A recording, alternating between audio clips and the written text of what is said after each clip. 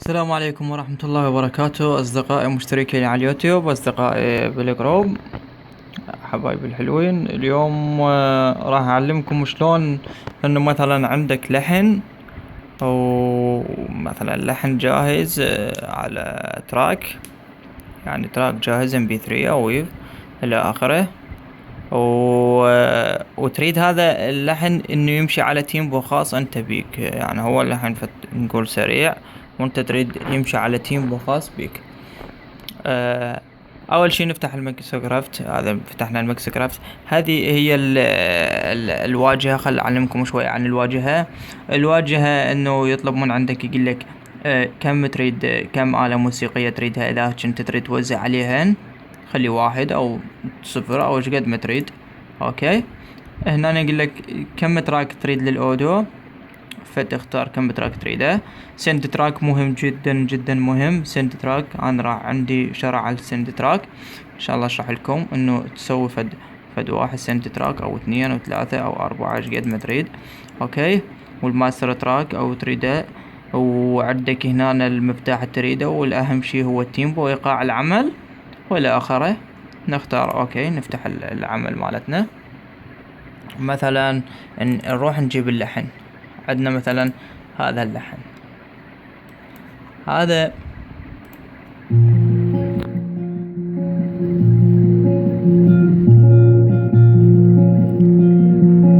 هذا اللحن ايش قد ما نلعب هنا بالجسم ما يرجع، يعني ما يتغير. يعني هسه سوينا 80 هو نفس سرعته، سوينا التيمبو 80، سوينا الايقاع 80 هو نفس سرعته. نسوي هسه 300. اوكي، غير لازم يكون سريع.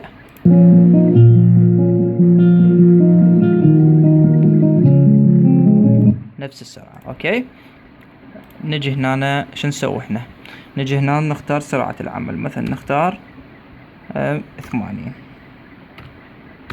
80. اوكي، 80. نجي شو نسوي؟ نضغط عليه مرتين متتالية، تطلع لنا هذا الصفحة، نعطيه هنا وورب. بعدين نجي على هذا اوتو وورب، نختار على اول وحدة. اوكي، راح يقول لك انه اصبح على 80 على ايقاع. اوكي، مثلا هسه اذا نشغله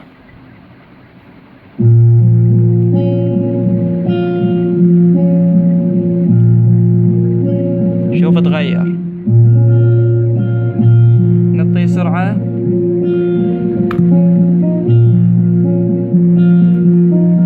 قام يمشي ويانا على الايقاع. ايش قد ما نكتب يمشي ويانا على الايقاع. 300.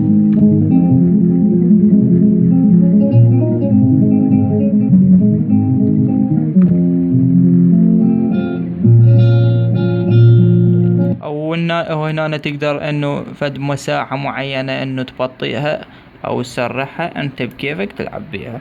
اوكي حبايبي، انتظروني بشرح جديد ان شاء الله على قناتي، انه راح اسوي لكم كل 3 ايام شرح بعد ما اقصر وياكم ان شاء الله. شكرا للمشاهدة وشكرا لكم. اتمنى تسوون اعجاب، واتمنى تسوون اشتراك بالقناة حتى يصلك ما هو جديد. شكرا لكم وشكرا لاستماعكم، اخوكم زيد.